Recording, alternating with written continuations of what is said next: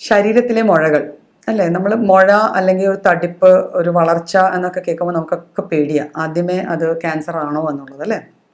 എല്ലായ്പ്പോഴും ശരീരത്തിലെ മുഴകൾ ക്യാൻസർ ആകണം എന്നില്ല. പലതരം മുഴകളായിരിക്കും നമ്മുടെ ശരീരത്തിൽ പലപ്പോഴും കാണപ്പെടുന്നത്. അതിൽ ചില ന്യൂറോ ഫൈബ്രോമാസ് എന്നും പറഞ്ഞ ഒരു തരം മുഴകളുണ്ട്, നമ്മൾ കാണാറുണ്ട്. ഈ ശരീരത്തിൽ ഇങ്ങനെ ഒരു നെർവിൻ്റെ കോസിൽ, ഒരു ഞരമ്പിൻ്റെ കോസിലൂടെ ഇങ്ങനെ ചെറിയ ചെറിയ ചെറിയ തടിപ്പുകളായിട്ട് സോഫ്റ്റ് ആയിട്ടുള്ള സ്വെല്ലിങ്സ്. ആ സ്വെല്ലിങ്സിന് പ്രത്യേകിച്ച് കാഴ്ചയിൽ ഉണ്ടാവുന്ന ഒരു ബുദ്ധിമുട്ടല്ലാതെ വേറെ വലിയ ബുദ്ധിമുട്ടുകൾ ഉണ്ടാവാനുള്ള സാധ്യതകൾ കുറവാണ്. ന്യൂറോ ഫൈബ്രോമാസിന് അങ്ങനെയാണ്. അപ്പം പക്ഷേ അതുകൊണ്ട് പ്രഷർ സിംറ്റംസ് ഉണ്ടാകാം. അതായത് ഈ പുറമേ കാണുന്ന പോലെ തന്നെ ഉള്ളിലും ഇത്തരത്തിലെ മുഴകൾ വന്നു കഴിഞ്ഞാൽ ആ മുഴകൾ അതിന് സമീപത്ത് കിടക്കുന്ന അവയവങ്ങളിൽ ചെലുത്തുന്ന ഒരു പ്രഷറുണ്ട്, ഒരു സമ്മർദ്ദമുണ്ട്. ആ സമ്മർദ്ദം കൊണ്ടുണ്ടാവുന്ന വേദനകളോ പ്രശ്നങ്ങളോ ന്യൂറോ ഫൈബ്രോമാസിൽ ഉണ്ടാവാം. അതർവൈസ് ന്യൂറോ ഫൈബ്രോമാസ്, ഈ ചെറിയ മുഴകൾ, സോഫ്റ്റ് ആയിട്ടുള്ള ഞരമ്പിൻ്റെ കോസിൽ കാണപ്പെടുന്ന മുഴകൾ മാലിഗ്നൻ്റ് അല്ല, ക്യാൻസർ അല്ല, ബിനൈൻ ടൈപ്പ് ഓഫ് ട്യൂമേഴ്സ് ആണ്. ഓക്കെ. പിന്നെ അടുത്ത തരം മുഴകൾ എന്ന് വെച്ചാൽ സിസ്റ്റിക് സ്വെല്ലിങ്സ് എന്ന് പറയും. സിസ്റ്റിക് എന്ന് വെച്ചാൽ വെള്ളം നിറഞ്ഞ ഒരു ക്യാവിറ്റിയിൽ വെള്ളം നിറഞ്ഞിരുന്നാൽ ഉണ്ടാവുന്ന ഒരു സ്വെല്ലിങ്ങിനെയാണ് നമ്മൾ സിസ്റ്റിക് സ്വെല്ലിംഗ് എന്ന് പറയുക. ഇത് പൊതുവേ ഒരു ബോണി പ്രോമിനൻസ്, നമ്മുടെ ഈ റിസ്റ്റ് ഭാഗത്ത് അല്ലെങ്കിൽ നമ്മളുടെ കാലിൽ ഉപ്പൂറ്റിയുടെ മേൽഭാഗങ്ങളിൽ എല്ലിൻ്റെ അടുത്ത സമീപത്തായിട്ട്, ചിലപ്പോൾ എല്ലിൻ്റെ പുറമേ തന്നെ ഉണ്ടാവാം.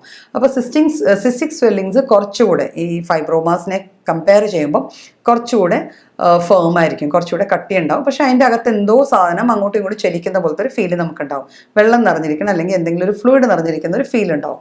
സിസ്റ്റിക് സ്വെല്ലിങ്സും എല്ലായ്പ്പോഴും മാലിഗ്നൻ്റ് ആവണമെന്നില്ല. പക്ഷേ സിസ്റ്റിക് സ്വെല്ലിങ്സിന് പിന്നെയും ചാൻസസ് ഓഫ് മാലിഗ്നൻസി ഉണ്ട്. അപ്പോൾ അതുകൊണ്ട് ഒരു സിസ്റ്റിക് സ്വെല്ലിംഗ് നമ്മുടെ ബോഡിയിൽ എവിടെയെങ്കിലും ഉണ്ട്, അത് വളരുന്നുണ്ട്, വേദന ഇല്ലെങ്കിൽ പോലും അതിൻ്റെ വളർച്ചയുടെ റേറ്റ് വല്ലാതെ കൂടുതലാണെങ്കിൽ നമ്മൾ നാച്ചുറലി അത് ഇൻവെസ്റ്റിഗേറ്റ് ചെയ്യേണ്ടതാണ്. പിന്നെ ഉണ്ടാവുന്ന സ്വെല്ലിങ്സ് എന്ന് വെച്ചാൽ ബോണി സ്വെല്ലിങ്സ് ആണ്, എല്ലുകളിൽ ഉണ്ടാവുന്ന സ്വെല്ലിങ്സ് ആണ്. എല്ലുകളിൽ ഉണ്ടാവുന്ന സ്വെല്ലിങ്സ് നമ്മൾ ഫീൽ ചെയ്ത് നോക്കിക്കഴിഞ്ഞാൽ പൊതുവെ എല്ലുമായിട്ട് അറ്റാച്ച്ഡ് ആയിരിക്കും. അത് കുറച്ചുകൂടെ ഹാർഡായിരിക്കും, ഫേം ആയിട്ടുള്ള സ്വെല്ലിങ്സ് ആയിരിക്കും. അപ്പോൾ ആ സ്വെല്ലിങ്സും മാലിഗ്നൻറ്റോ ബിനൈനോ ആവാൻ ചാൻസ് ഉണ്ട്. പക്ഷെ പൊതുവിൽ അത് ബിനൈൻ സ്വെല്ലിങ്സ് ആയിരിക്കും. ഒരിക്കലും പലപ്പോഴും ചിലരുടെ നെറ്റി ഭാഗങ്ങളിലൊക്കെ ചെറിയ മുഴകൾ ഉണ്ടാകും, തൊട്ട് നോക്കുമ്പോൾ എല്ല് മുഴച്ചിരിക്കുന്ന പോലെ. അപ്പോൾ അങ്ങനത്തെ സ്വെല്ലിങ്സ് ഉണ്ടെങ്കിൽ നമ്മൾ ആദ്യമേ ചെയ്യേണ്ടതെന്ന് വെച്ചാൽ അത് കൂടുതൽ ഡിസ്റ്റർബ് ചെയ്യാണ്ടിരിക്കുക. ഏത് സ്വെല്ലിങ്ങിനെയും നമ്മൾ ഡിസ്റ്റർബ് ചെയ്യുന്ന മാത്രയിലാണ് അതിന് വളർച്ച ഉണ്ടാവുക. പലപ്പോഴും ബിനൈൻ സ്വെല്ലിങ്സ് പോലും നമ്മൾ അതിനെ എപ്പോഴും ഫീൽ ചെയ്തുകൊണ്ടിരുന്നു കഴിഞ്ഞാൽ, എപ്പോഴും തൊട്ടും തലോടി ഇരുന്ന് കഴിഞ്ഞാൽ അത് നല്ല വലുതായി, ആ വലുതാവുന്നതുകൊണ്ടുണ്ടാവുന്ന കോസ്മെറ്റിക് കൺസേണും പ്രഷർ സിംറ്റംസും ഉണ്ടാവാം. പ്രഷർ സിംറ്റംസ് ഏത് തരം മുഴകൾക്കും ഉണ്ടാവാം. പിന്നെ നമ്മൾ ഇതുകൂടാതെ ശ്രദ്ധിക്കേണ്ട ഒരു വിഭാഗം മുഴകളെന്ന് വെച്ചാൽ നമ്മുടെ കഴലകളുടെ കോസിൽ വരുന്ന മുഴകളാണ്. അതായത് നമ്മുടെ കഴുത്തിന് ബാക്കിലോ കഴുത്തിന് ചുറ്റുമോ തലയോട്ടിയുടെ താഴ്ഭാഗത്തോ കക്ഷത്തിലോ ഇടുപ്പിനോ ഒക്കെ വരുന്ന ചില മുഴകൾ കടലകളാണ്. പലപ്പോഴും അത് ഫീൽ ചെയ്യുമ്പോൾ അത് അങ്ങോട്ടും ഇങ്ങോട്ടും തെന്നുന്നതും കുറച്ച് ഹാർഡായിട്ടുള്ളതും ആയിരിക്കും. അപ്പം ഇത്തരത്തിലുള്ള മുഴകൾ പലപ്പോഴും ഒരു മാലിഗ്നന്റ് കണ്ടീഷൻ്റെ ഇൻഡിക്കേറ്റീവ് ആവാം, അല്ലെങ്കിൽ അണ്ടർലൈങ് ഒരു കോസ് കാണും. ആ കടലകൾ ഡ്രെയിൻ ചെയ്യുന്ന ഓർഗനിൽ എന്തെങ്കിലും തരത്തിലുള്ള ഇൻഫ്ലമേഷനോ ഇൻഫെക്ഷനോ ഈവൻ ക്യാൻസറോ ഉണ്ടാവും. അപ്പം അത്തരത്തിലുള്ള മുഴകൾ എന്തെങ്കിലും കുറേ നാൾ റിസോൾവ് ആകാതെ കാണപ്പെടുന്നുണ്ടെങ്കിൽ സ്വാഭാവികമായിട്ട് അത് നമ്മൾ ഒരു കമ്പീറ്റൻ്റ് ആയിട്ടുള്ളൊരു ഡോക്ടറെ കണ്ട് അതിന് ചികിത്സ തേടേണ്ടതാണ്. ഇതാണ് കോമൺലി നമ്മുടെ ശരീരഭാഗങ്ങളിൽ കാണപ്പെടുന്നു പുറമേ നമുക്ക് ഫീൽ ചെയ്യാൻ പറ്റുന്ന മുഴകളായിട്ട് കാണുക.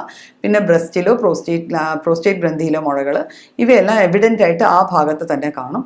ഈ മുഴകളും നമ്മൾ ഫീൽ ചെയ്യുമ്പോൾ തെന്നിപ്പോകാതെ അടിയിൽ ഏതെങ്കിലും ഒരു അറ്റാച്ച്മെൻറ്റ്, ഒരു റൂട്ടുള്ള പോലത്തെ ഒരു ഫീല് വരുവാണെങ്കിൽ സ്വാഭാവികമായിട്ട് നമ്മളത് എവിടെയെങ്കിലും ഒന്ന് കൺസൾട്ട് ചെയ്യേണ്ടതാണ്. പക്ഷേ ഇത്തരത്തിൽ അതായത് ബ്രസ്റ്റിലോ പ്രോസ്റ്റേറ്റ് ഗ്രന്ഥിയുടെ ചുറ്റുവട്ടത്തോ ആ ഭാഗങ്ങളിൽ, ഗുഹ്യഭാഗങ്ങളിൽ ഉണ്ടാകുന്ന ഏത് മുഴയാണെങ്കിലും നമ്മളത് ഒരു ഡോക്ടറിനെ കാണിക്കുക തന്നെ ചെയ്യണം. ബിക്കോസ് അത് എന്താണ് എന്ന് നമുക്ക് ഏർലി സ്റ്റേജിൽ ഡയഗ്നോസ് ചെയ്താൽ നമ്മുടെ ട്രീറ്റ്മെൻറ്റ് ഓപ്ഷൻസ് എപ്പോഴും നല്ലതായിരിക്കും, ബെസ്റ്റ് ആയിരിക്കും.